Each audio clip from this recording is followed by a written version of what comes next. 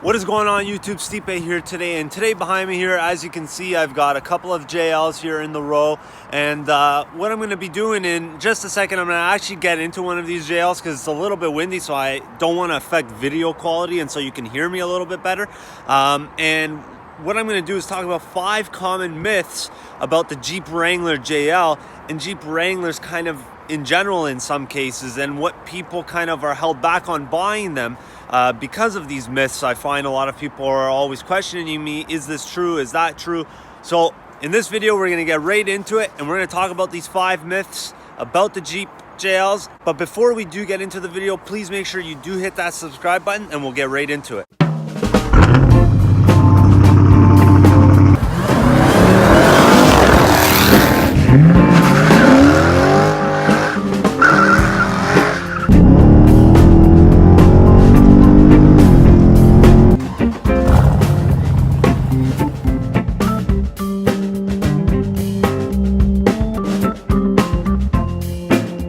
So yes, as I was saying, we're going to talk about 5 common myths about this JL Wrangler, which I'm sitting in here right now in a 2-door Sport. And the first myth that most people always mention to me is Jeeps have horrible gas mileage. And this is true in a sense that, yes, I agree with the JK model being pretty bad on gas. I had one myself and it was not good at all. It was terrible. I've had plenty of V8 cars that are better on gas than this V6 is in the JK model. Now, when the JL came out and they said they improved gas mileage, I was a little bit skeptical. I mean, I did expect a little bit of an improvement, but not this much of an improvement. So right now, what I hear my customers are getting is about 17 to 19 liters per 100, which is actually very good for a Wrangler or a Jeep in general, considering that Jeep doesn't really sell any hugely fuel efficient cars. And this is with the Pentastar I'm not talking about the turbo motor right now. But yeah, like I was saying, gas mileage really isn't that bad, which is a good thing, because so many times I'm finding that, you know, I have that first question pop up to me is, how is this thing, or how is this vehicle on gas? And it's actually fairly good. And I will say that if that's what's throwing you off, don't be too concerned about it. They've done a lot of improvements, like tilting the windshield. I know it doesn't seem a lot, but they've done a lot of little things to make the vehicle more aerodynamic. But it's not just the aerodynamics of the vehicle, it's also this awesome 8-speed transmission that you can get now with it. It's just night and day difference, which is actually one of the next myths that I'm going to get into with this 8-speed about what else it actually changes, because I find it makes a huge difference in the vehicle. So like I was just talking about, the 8-speed, the next thing I'm going to get into is Jeep Wranglers are slow. Yes, they're not performance cars, they're not fast. Now with the JL, slow is a little bit, maybe not the word, they're quickish. Is probably a better word, because slow, I find, is it's slow. Like it really doesn't respond at all, which I found with the automatic JKs was absolutely awful. They were super slow. I found the automatics. The manual, on the other hand, you were kind of better off. You were definitely a little bit quicker in the manual. But with this 8-speed in the JL, it's huge difference over the 5-speed auto that they had in the JKs. Like, it is completely more responsive. Most comparable to what I can say the feel is, if you've ever owned a V6 Pentastar Grand Cherokee of these newer generations with an 8-speed, it's very similar to that. Obviously sharing a very similar powertrain, it would be. And I find that they're both pretty quick vehicles actually for accelerating. Now, I mean, once when you hit, like, 60 miles an hour, 100 kilometers an hour, you're not going to be, full throttle, like boogieing. But I mean, to that point, 60 miles an hour, you'll find they do accelerate fairly well. Okay, next common misconception and myth about the Jeep, and I think everyone knows this one, is they flip over, they tip, all this stuff. I don't know how. I personally have never met anyone who's flipped their Wrangler driving on normal roads. I mean, I know people have flipped their Wrangler off-roading, but I mean, that's what you get when you off-road. It's like drag racing. When you drag race, there's a chance you might spin out and crash. It's just, you play with fire, you might get hurt. That's just the way it is. And it applies for off-roading, right? I mean, if you're going up a steep hill, an awkward angle, anything could happen. Hence the reason for why they got these roll cages in here and these roll bars all around you, is to protect you for that reason. And that's why a lot of people go, oh, well, the reason why they have that is because they tip. No, that's not the reason. It's for off-roading most of the time. I've heard of people who have tipped their Wrangler well on the road, but I've also heard of people who have tipped over a freaking Dodge Journey, and I've heard people flip their Ram. I personally have driven, you know, the Wrangler and the Ram, and I don't think that this could tip any quicker than a Ram. Personally, I think they both are very well planted to the ground. I mean, this does feel a little more body roll to it, but it's not like it's going to tip. I've taken turns very fast at 120 kilometers an hour onto on-ramps with these things, and you don't feel like you're going to flip at any point.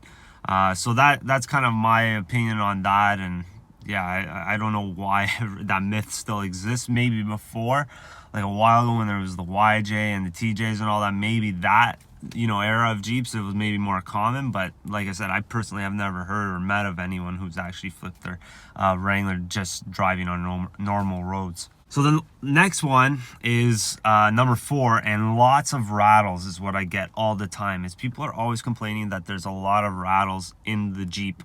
And, you know, obviously the top is removable if you got a soft top. It's a little noisier, definitely. Yeah, there's noise, there's wind noise and stuff. That truly though has a lot to do with, it's a boxy vehicle, so the wind hits it a little bit harder than it would your average SUV or average car. And the other thing I find is too that, yeah, you're gonna hear, you know, like 18-wheeler trucks next to you, big diesel motors running next to you a little bit louder on the highway and stuff like that. Maybe road noise you'll hear a bit more, but you have to remember these vehicles aren't that well insulated, right? And when they say rattles, like, you know, stuff starts to become loose, maybe it might be a little true to the soft top if you just have a soft top. But if you're someone who has a hard top, especially on these JL models, they've improved that a whole lot. There's not really any rattles or any like squeaking or anything like that I have heard of. I mean, here and there you might get, like, if the seals don't sit properly, you might get a leak a little bit here and there. That is common. But as far as like actual rattles and things coming loose, yeah, that's a myth personally. So the other myth is they sway on the highway. So what I mean by sway is it's kind of like the wind guides you in the lane, almost like you don't really have full control of the vehicle. This is another thing that I get a lot, is people always ask me on test drives, okay, I want to take it on the highway to see if it's swaying. And people get on the highway, they're like, I don't get it. I don't know why people are complaining about it. Exactly, because it's a myth. The Wrangler is going to sway just as much as any other boxy vehicle is going to sway if the wind hits it. There's nothing that's more specific to a Wrangler swaying as opposed to, you know, a van, like a Savannah van swaying or anything like that. The thing is, yes, the Wrangler's a little higher, so it might feel it a bit more, but it's not like you can't, where it's constant and you're uncontrollably not being able to handle in the lane. Yes, they have pretty sensitive steering, I find, and that if you do adjust a little bit too far to the left or too far to the right with your arm resting on the wheel, you could kind of sway in and out of the lane because of how sensitive they are. But it's something that you learn as you own these vehicles, how to drive it a little bit better. So that to me is another myth. I don't think that they're like this awful car that's constantly swaying in the lane on the highways. But yeah, I don't know. That one's kind of questionable for some people. Some people are like, oh, it's terrible. I don't know. I personally have never seen anything really that bad. Maybe just if you're a first time Jeep owner, or, you know, the owner of something like this where it's a little more boxy. If you drive a van though, like a construction van, you'll see that they're no better. Pickup trucks get swayed around quite a bit too. Yeah, I mean, if you're used to that, then to you the Wrangler is really not going to be any different than anything like that. So those are my 5 top myths about the Jeep JL Wrangler. Let me know what you guys think, or if you have any other myths that you would like to add on. Maybe I forgot some, but I think those are the main ones that are covered there. If you are considering getting one of these vehicles and one of those reasons is stopping you, trust me, it's not all that bad. They've really refined the JL quite a bit, and you can watch some of my other videos on the JL Wrangler. I talk a lot about it. I talk about some of the things I don't like, and I talk about some of the things I do like. In this case, I'm kind of talking about both. I'm just saying kind of what is true and false about these vehicles, and most of the things today were false in this video, but soon there'll be a video too where I'll be talking about all of the things that are true about the vehicle, and kind of things that I like and I don't like about it. Again, I'll probably go over it, and maybe even on the Gladiator, because Gladiator is a little bit different. So thank you for watching, guys. As I always say, I will be back with more videos. I've been slacking a little bit. I apologize for that. Please do make sure to hit the subscribe button. If you like the video, give it a like. If you don't like it, hey, give it a thumbs down.